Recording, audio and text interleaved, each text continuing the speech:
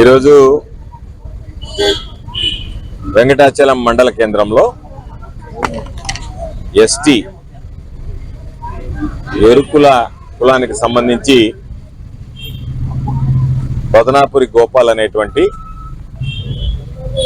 యువకుడిని కత్తితో పొడిచి హతమార్చడానికి ఈరోజు ప్రయత్నించడం జరిగింది. దీని మీద అర్ధరాత్రి జరిగిన వెంటనే హుటాహుటిన ఆసుపత్రికి తరలించాం. వెంటనే గోపాల్ భార్య కుటుంబ సభ్యులు శేషయ్యకి ఫోన్ చేయడం, శేషయ్య వెంటనే ఆసుపత్రికి తరలించి వైద్య చికిత్స ప్రారంభించడంతో ఈరోజు ప్రాణాపాయ స్థితిలో కొట్టుమిట్టాడుతున్నటువంటి పరిస్థితిని వెళ్లి పరిశీలించడం జరిగింది. దీనికి సంబంధించి ఒక తీవ్రమైనటువంటి ఘాతుకానికి పాల్పడినప్పుడు ఎవరైనా దాని మీద విమర్శలు చేసే ముందు కాస్త లోతుగా విచారణ జరిపి ఏదో మనం మాట్లాడేసాం, జరిగిపోయింది, ఎవరో ఒకరి మీద నింద వేద్దాం అనేటువంటిది కాకుండా పూర్తి స్థాయిలో దాన్ని లోతుగా వివరాలన్నీ సేకరించిన తర్వాత దాని మీద మాట్లాడితే బాగుంటుంది అని చెప్పి మేము సమయం తీసుకున్నాం. విపరీతంగా జనం రావడం, ఉత్సాహంగా బైక్ ర్యాలీ నిర్వహించడం, ఆ సందర్భంగా వాళ్ళు దాని మీద వైఎస్ఆర్ కాంగ్రెస్ పార్టీని విమర్శిస్తూ తెలుగుదేశం పార్టీకి సంబంధించినటువంటి కొందరు వ్యక్తులు మాట్లాడడం ఉండేటువంటి పిల్లవాడు. ఈరోజు పేపర్లో ఇది ఉంది. అంటే నిన్న పిల్లవాడు విలేకరుల సమావేశంలో స్థాయికి మించి విమర్శలు తగవు అని చెప్పి హుందాగానే ఇచ్చాడు. మీరు అనవసరమైనటువంటి విమర్శలు చేయొద్దు అని చెప్పి జరిగిన వెంటనే వాళ్ళ అన్నని పిలిచి వార్నింగ్ ఇవ్వడం. అక్కడ సండి రమేష్ అనేటువంటి వ్యక్తి వాళ్ళ అన్నని పిలిచి వార్నింగ్ ఇవ్వడం. ఆ తర్వాత హాస్టల్ వార్డెన్ దగ్గరికి వెళ్ళి మీ దగ్గర ఆది అని అతను పనిచేస్తున్నాడు, అతను వెంటనే తొలగించమని చెప్పడం. వాళ్ళ అన్నతో రేపటికల్లా అసలు ఎరుకుల పొలాన్నే లేకుండా చేస్తాం, ఈ ప్రాంతంలో ఎరుకుల కాలనీనే లేకుండా చేస్తాం, మీ వాడిని చంపేస్తామని చెప్తే వాళ్ళు పాపం ఏదో ఆవేశంలో మాట్లాడారు, నాకేదో వార్నింగ్ ఇచ్చారు అనుకున్నారు తప్ప అంత సీరియస్ గా కూడా వాళ్ళు తీసుకోలేదు. అంటే ఈరోజు వార్డెన్ చెప్పేటువంటి మాటల్లో కూడా నా దగ్గర కూడా కొంచెం గట్టిగా ఘాటుగానే మాట్లాడారని చెప్పారు.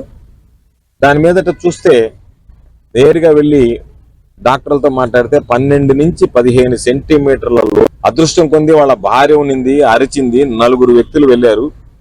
4 వ్యక్తులు కలిసి పాపం పోస్తే ఈరోజు ప్రాణాపాయ స్థితిలో కొట్టుమిట్టాడేటువంటి పరిస్థితి ఉంది. మేము వెళ్ళాం, సర్జరీ పూర్తయింది.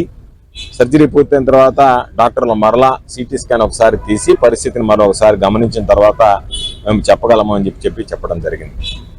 అంటే ఇది ఎప్పుడు కూడా ఏదన్నా హైడ్ కిల్లర్స్ కానీ మర్డర్స్ అనేటువంటివి నగర ప్రాంతాల్లో జరిగాయి తప్ప రూరల్ ప్రాంతాల్లో, గ్రామీణ ప్రాంతాల్లో ఎప్పుడు కూడా ఇటువంటి కొట్లాటలు జరిగినటువంటి నేపథ్యాలు ఉంటాయి తప్ప మనుషుల్ని దాడి చేయడం, హతమార్చడం, చంపేయాలనేటువంటి దుర్మార్గమైనటువంటి ఆలోచన చేయడం అనేటువంటిది ఎప్పుడు జరగలేదు. అంటే ఆ పిల్లవాడు అన్నా నా ప్రాణం పోయినా పర్వాలేదు, జగనన్న ముఖ్యమంత్రి కావడమే నా లక్ష్యం అని చెప్పి మాట్లాడితే డాక్టర్ హత్య చేయడానికి ప్రయత్నం చేయడం, ఇటువంటి దురదృష్టకరమైనటువంటి సంఘటనలు ఎన్నడూ చూడలేదు, ఎప్పుడు వినలేదు. ఇది కొత్త పంతాకి పరవళ్లు దొక్కుతుంది. దీని వెనక పాపం ఆ పిల్లవాడు చేసినటువంటి కామెంట్స్ ఏమిటి అంటే, ఈ మధ్య అందరికీ తెలిసినటువంటి విషయం, ఎక్కడైతే యాష్ తరలింపుకు సంబంధించినటువంటి బంకర్లు ఏదైతే వాడుతున్నారో ఆ బంకర్ల దగ్గర సోమిరెడ్డి 300 రూపాయల చొప్పున వసూలు చేస్తున్నాడు. అది జిల్లా పోలీసుకు తెలుసు, పత్రికల్లో వచ్చింది. దాని మీద అక్కడ ఉన్నటువంటి వాళ్ళు గొడవ పడ్డారు. గొడవ పడిన తర్వాత దాని గురించి నేను మాట్లాడడం జరిగింది. ఈ విధంగా 300 రూపాయలు బంకర్కి మీరు వసూలు చేస్తున్నారు, బంకర్కి వసూలు చేసేటువంటి మాట వాస్తవమా కాదనేటువంటిది ఈరోజు చంద్రబాబు నాయుడు నెల్లూరు జిల్లా పోలీసు అధికారులు అడిగినా చెప్తారు. ఏమయ్యా మీరు విచారించి చెప్పండి అంటే, బంకర్ల విషయంలో 300 రూపాయలు వసూలు చేస్తున్నారా లేదా, ఆయిల్ ట్యాంకర్ల విషయంలో మీరు ఒక్కొక్కరి దగ్గర 20,000 రూపాయలు వసూలు చేసి వాళ్ళందరినీ డిమాండ్ చేస్తున్నమాట వాస్తవమా కాదు, ఇవన్నీ వాస్తవాలు.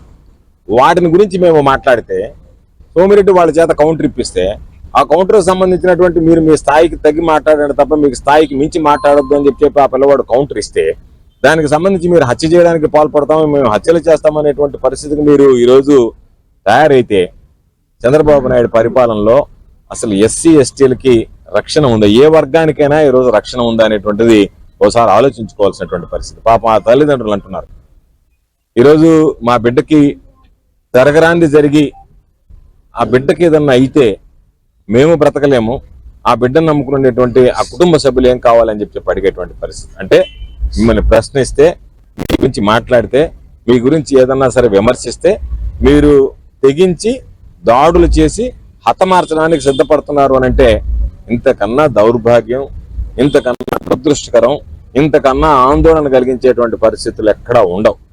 కాబట్టి ఇంత దారుణమైనటువంటి పరిస్థితులు, ఇంత దౌర్భాగ్యమైనటువంటి పరిస్థితులు చంద్రబాబు నాయుడు చెప్పాల్సింది. నాకు చాలా అనుభవం ఉందని చెప్పేటువంటి చంద్రబాబు నాయుడు ఈరోజు పోలీసులు వచ్చారు.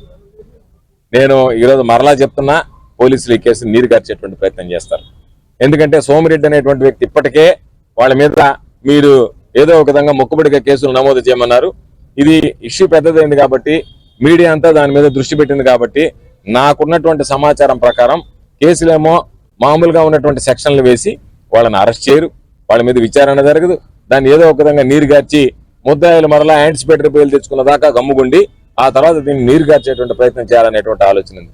ఈ వ్యక్తికి జరిగినటువంటి దాడి మీద పోలీసులు కానీ లేదా నిందితులు కానీ ఎవరినైనా మీరు తప్పించాలనేటువంటి ప్రయత్నం చేస్తే నేను ఖచ్చితంగా చెప్తున్నా, ఎవరైతే నిందితులుగా ఉన్నటువంటి వాళ్ళు రేపు కటకటా పాలవుతారో దానితో పాటు రక్షించడానికి పూనుకున్నటువంటి పోలీసు అధికారులు ఎవరన్నా ఉన్నా సరే దీని వెనక ఎవరిని విడిచిపెట్టడం ఉండదు. వాళ్ళతో పాటు వీళ్ళు కూడా జైలుకి వెళ్ళేటువంటి పరిస్థితి ఏర్పడుతుంది అనేటువంటి విషయాన్ని గుర్తుంచుకోండి. కాబట్టి ఈరోజు ఉద్రిక్తమైనటువంటి పరిస్థితుల్లో నేను వాళ్ళకి చెప్పాను, మీరు ఉద్రిక్త పడద్దు, ఆవేశపడద్దు అని చెప్పి మాకు జిల్లా ఎస్పీ గారి పట్ల నమ్మకం ఉంది. పాత ఎస్పీగా ఉన్నటువంటి కృష్ణకాంత్ ఈ జిల్లాని పోయాడు.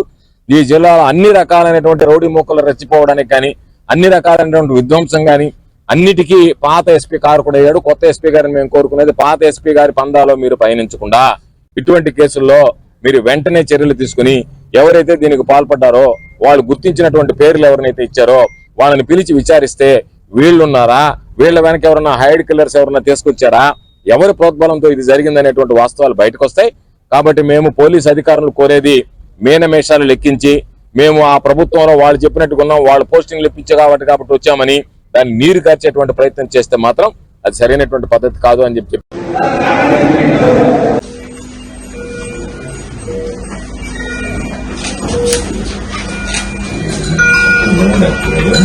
బాగానే ఉంది సార్.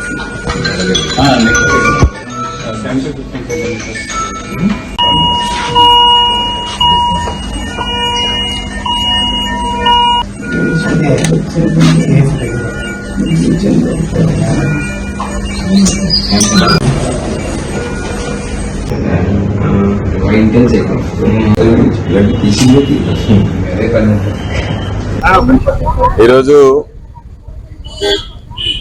వెంకటాచలం మండల కేంద్రంలో ఎస్టీ ఎరుకుల కులానికి సంబంధించి బదనాపురి గోపాల్ అనేటువంటి